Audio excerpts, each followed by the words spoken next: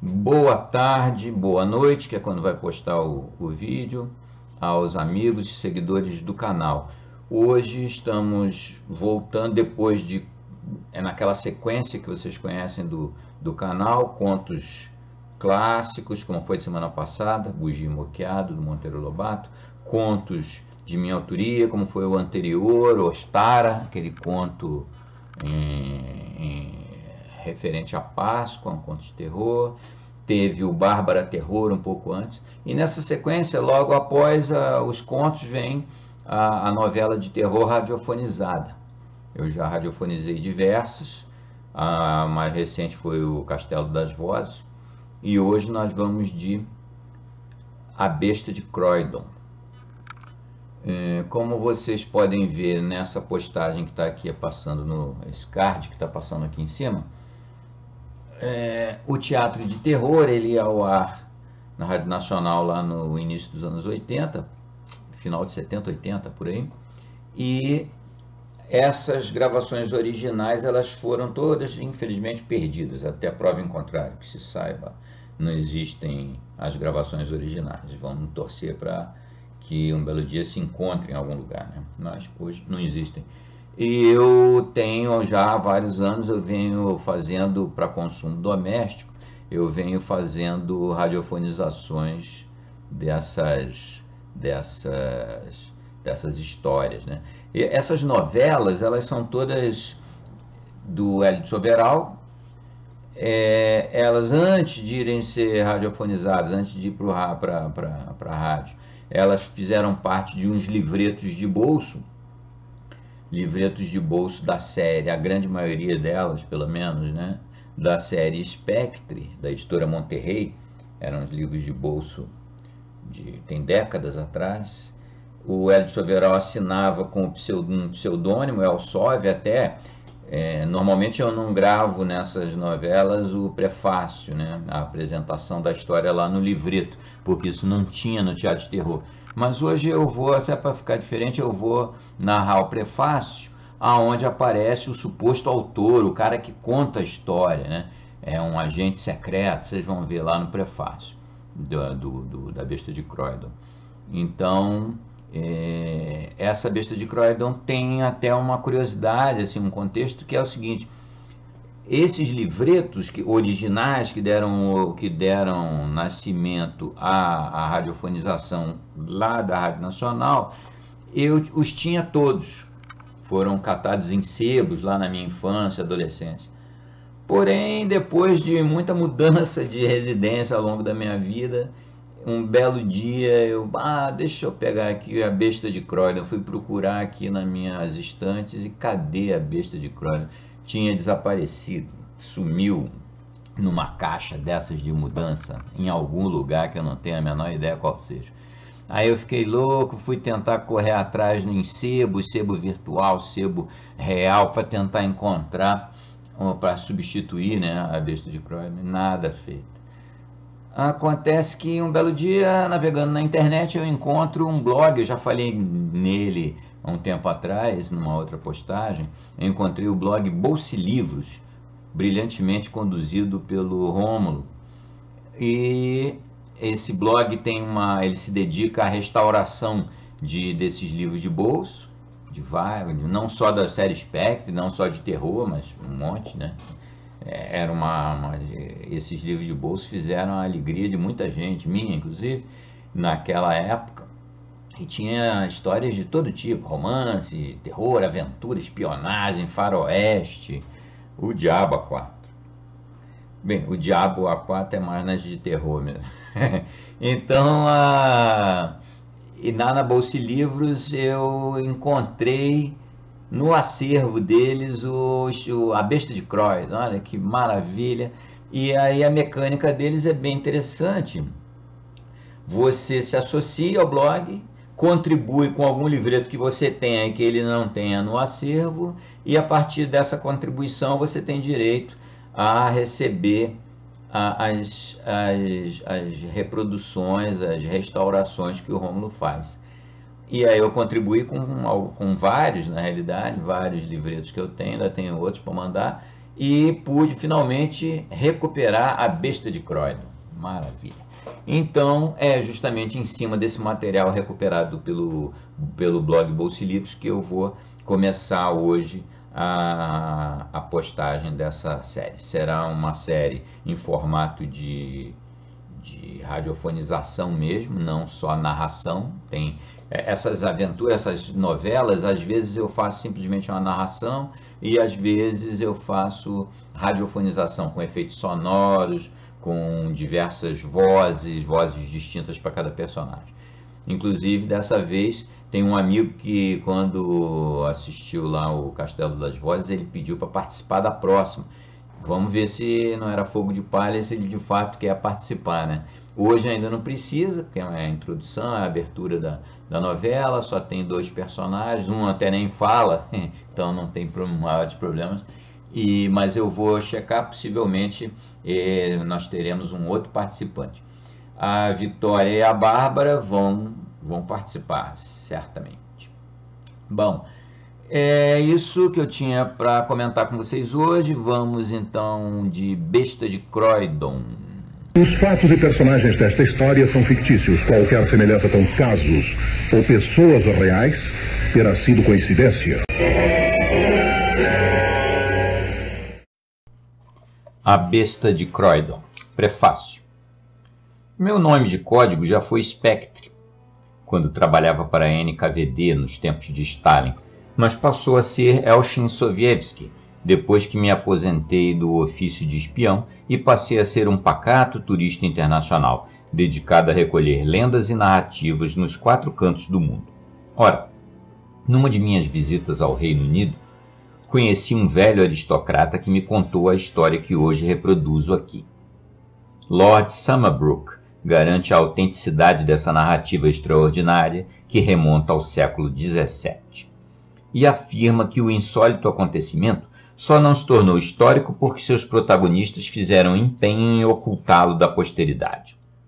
Realmente, o escândalo suscitado pela Besta de Croydon, no seio de uma das mais nobres famílias inglesas, os Surrey eram parentes do rei da Grã-Bretanha, teve de ser abafado de modo a não atravessar os limites da charneca onde ocorreu.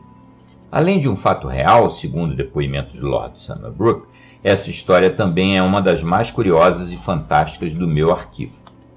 Aconteceu em 1820, durante o reinado de James I, em Croydon, a menos de 20 quilômetros de Londres. Hoje, Croydon é apenas um subúrbio da grande capital britânica, com um moderno aeroporto e todos os recursos do progresso.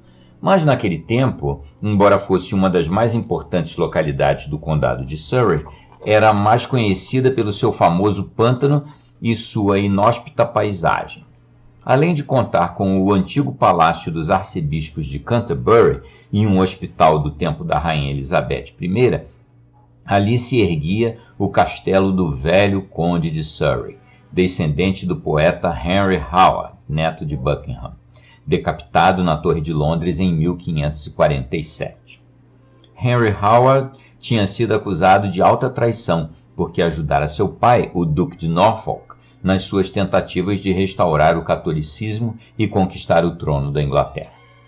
Esta história narra os trágicos acontecimentos daquela época, no pântano e no castelo do conde, e revela a verdadeira identidade da Besta de Croydon, personagem fantástico que muitos ainda hoje supõem ter sido um lobo ou uma pantera de gigantescas proporções. Ouçam esta novela, amigos, e mantenham segredo sobre a identidade do monstro que cometeu os crimes da charneca, pois também não devemos provocar hoje o escândalo que o velho conde de Surrey conseguiu evitar, na distante data em que isto tudo se passou. Ninguém ganhará nada em macular o brasão do venerável cavalheiro, herdeiro presuntivo de Sua Majestade James I, rei da Grã-Bretanha, da Escócia e da Irlanda. Ouçam, mas não contem nada a ninguém. A Besta. Tudo começou às 10 horas da noite de 15 de maio de 1620. Noite clara e bonita. A primavera se despedia da Grã-Bretanha para ceder seu lugar a um verão que prometia ser cálido e ensolarado.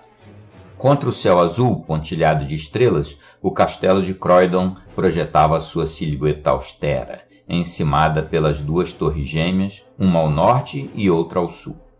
A ponte estava levantada, separando a grande construção de pedra do terreno circunvizinho.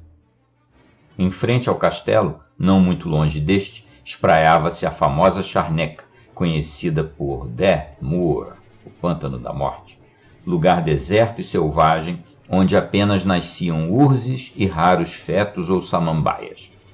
O solo era coberto de turfa e terra molhada, e havia um trecho em que ninguém se aventurava a andar, por causa das areias movediças. A cerca de meio quilômetro do castelo, no meio da imensa charneca, via-se uma velha cabana em muito mau estado. Quem não conhecesse sua dona, juraria que ali não morava ninguém. Aquele era o refúgio de Cassila, a bruxa de Croydon.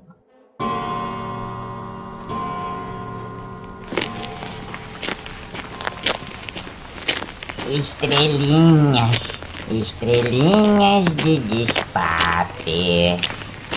Estrelinhas, estrelinhas do Deus da Morte. Hã? O que? Quem é? Ah, boa noite, Alteza.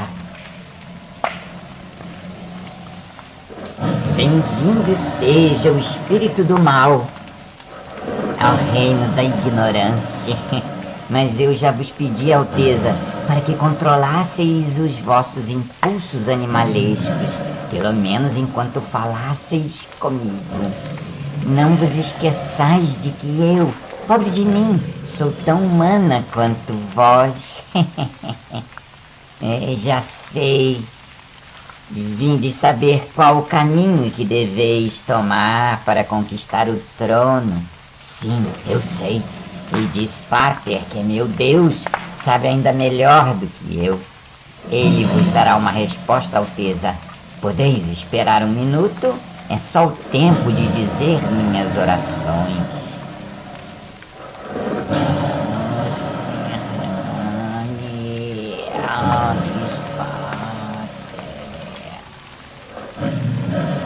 Essa é a voz de Despater. Esse pedaço de carvalho está pronto para nos dar a resposta do Deus da Morte. Que quereis saber, Alteza? O mesmo de sempre, não é verdade? Pois esta noite, depois da morte de Lady Herbert, os deuses nos dirão o que vai acontecer. Tende a bondade de ver, Alteza. Vós podeis ler o futuro escrito na areia, se tiverdes olhos tão argutos quanto os meus.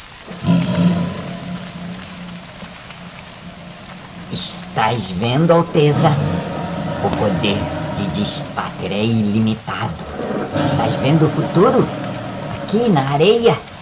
Pois eu vejo com tanta clareza como já vi o passado. Uma cruz e uma coroa. A morte de uns é a glória dos outros. E a morte de vossos parentes, Alteza, trará a vossa felicidade. Mas é preciso ser-se valente, intrépido, inescrupuloso para ser-se feliz. Só o sacrifício de uns dará o poder aos outros. A vida é uma guerra constante, Alteza, e o vencedor é sempre aquele que consegue destruir seus irmãos. Estás com disposição para lutar? Ah, sim, eu sei que sim. Tendes a ambição no sangue, Alteza, e sereis capaz de tudo para obter a coroa, tão logo ela caia da cabeça do rei James. Fazeis bem em me consultar, Alteza, pois eu vos ajudarei em vosso horrível mistério. Por minhas mãos, acionadas pelo espírito do Deus da Morte, conseguireis realizar vossos sonhos de grandeza. Sim, Alteza. Assim como Gales já faz parte do reino, assim a Escócia e a Irlanda serão também anexadas. E todo este reino unido cairá nas vossas mãos. Eu leio na terra de Croydon com a mesma clareza com que leio nos astros que navegam pelo céu. E leio que vós ireis para o trono logo após a morte do rei James. Não temais as manobras de George Villiers, Duque de Buckingham, o favorito de James. que quer casar o príncipe Charles com a infanta de Espanha. Esse casamento jamais se realizará. Veja aqui. E o trono será vosso, Alteza, desde que vós tenhais bastante coragem para subir seus degraus. Não é fácil, Alteza, não é nada fácil, pois há uma cruz antes da coroa. Antes de aspirardes ao trono da Inglaterra, Alteza, é preciso que a besta de Croydon volte a atacar 3 vezes. Entendeis a linguagem dos deuses? A besta que renasceu dentro de vós precisa de sangue. A ambição exige sacrifícios, Alteza, e os deuses só abençoam aqueles que ajudam seus ministros na terra. Eu sou uma humilde servidora de Dispater, o deus da morte. Obrigado, Alteza. Já deveis saber o que os deuses querem de vós. A ambição exige sangue, muito. E assim como o grande Nabucodonosor se tornou um animal imundo, vós tereis o poder de vos transformardes numa fera. Assim, já sabeis o que deveis atacar na próxima noite de lua cheia. Agora, ide e matai-o. O nome de Richard, filho mais velho do conde de Surrey, já foi oferecido a Dispater. Ide e matai-o. Dispater está convosco, Alteza. E que vossa maldade seja amplamente recompensada. Assim seja.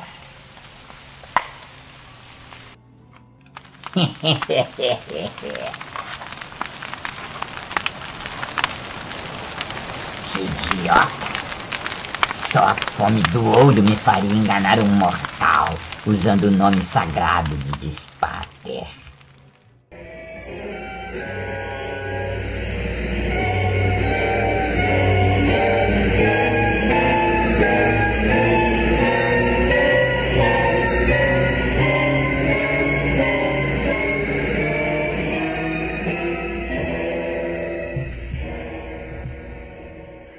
Cassila e seu deus sabiam perfeitamente que o novo rei seria Sua Alteza o Príncipe Charles e que nem mesmo o Duque de Buckingham conseguiria arrebatar-lhe a coroa. 2 noites depois do encontro da figura negra com a bruxa do pântano, Richard Howard saiu furtivamente do castelo de Croydon, utilizando uma porta secreta nos fundos da imensa construção de pedra, e encaminhou-se a pé para Charneca. Nem mesmo seu escudeiro sabia desse passeio. Richard, filho mais velho do conde de Surrey, era um homem de seus 40 anos, alto e magro, a face angulosa e o andar marcial.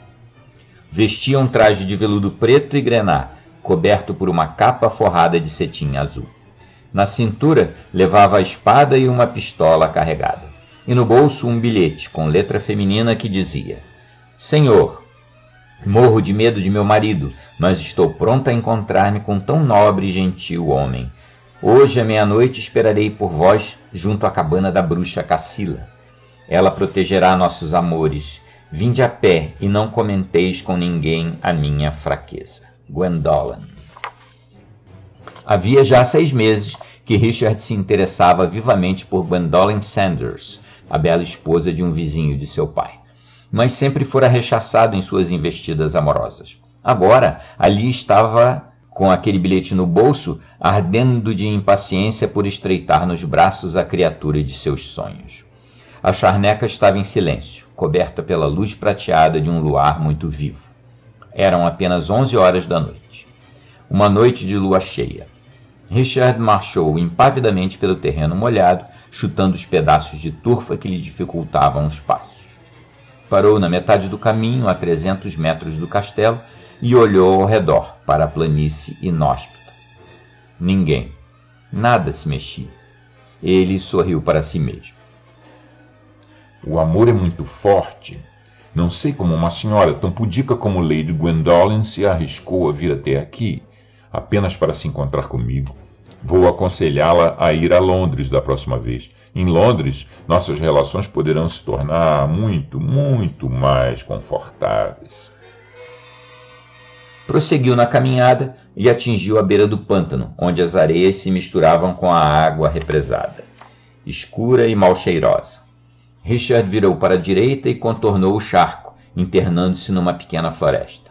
Ali havia algumas árvores negras de ramos secos e folhagem espessa, projetando sombras sobre o caminho. O homem andou ainda mais 100 metros, cercado pela treva, e parou de inopino. Tinha ouvido um estalo à sua esquerda, entre a vereda e o pântano. Embora fosse corajoso, não pôde deixar de levar a mão aos copos da espada, mas logo sorriu, aliviado, ao ver um coelho fugir diante de seus pés. Largou a espada e apressou os passos, na direção da cabana da bruxa. Foi então que alguma coisa negra saltou de cima de uma árvore e caiu sobre as costas do caminhante. Com o impacto, Richard tombou de bruços. Tentou desembaraçar a capa e puxar pela espada, mas as garras afiadas do atacante cravaram-se em seu pescoço, rompendo a veia jugular. O sangue escorreu. Asfixiado, o homem estrebuchou e rastejou pelo brejo, tentando se livrar do peso do inimigo. Mas logo perdeu as forças. Então, a fera que pulara em cima dele cravou os dentes afiados em seu pescoço e começou a chupar, ruidosamente, o sangue borbulhante.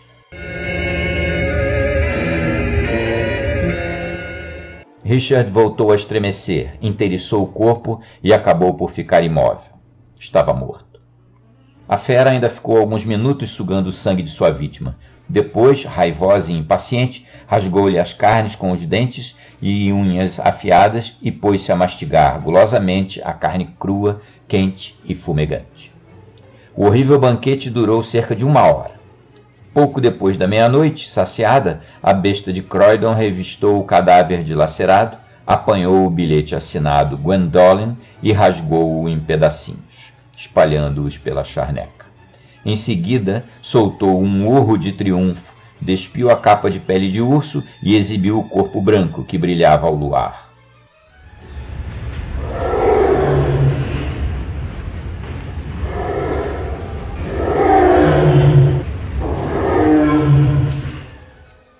Que é isto?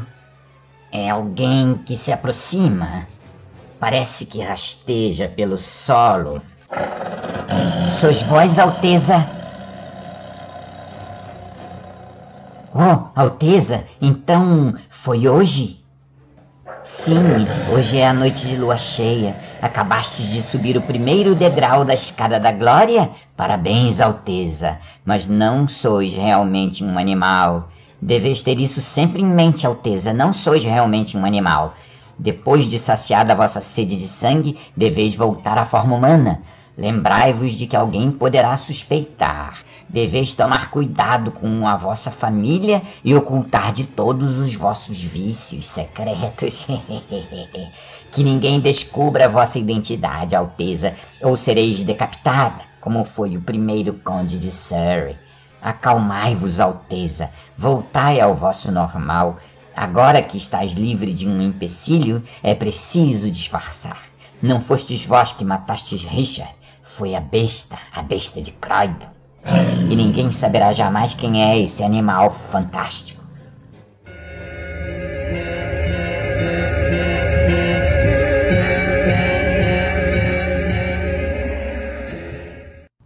Agora tendes que ter paciência e esperar. É preciso afastar as suspeitas, todas as suspeitas. Tendes que esperar 1 ano, pelo menos, até que uma nova lua cheia surja no horizonte. Entendeis, Alteza? Estes são os conselhos de Dispater. Se não quiserdes que vos descubram e vos ponham grilhões nos pulsos e nos tornozelos, deveis esperar 1 ano, Alteza. Não há pressa, pois o rei James está ainda muito forte. E o Duque de Buckingham ainda não foi à Espanha tratar do casamento do príncipe de Gales. Esperai, Alteza, confiai em mim. Eu nunca vos atraiçoarei. Nunca direi aos outros que sois vós a besta de Croydon e que fostes vós que assassinastes Richard Howard, filho do conde de Surrey. Eu nunca direi nada, Alteza. Bem, se souberdes recompensar-me com vosso ouro, não é?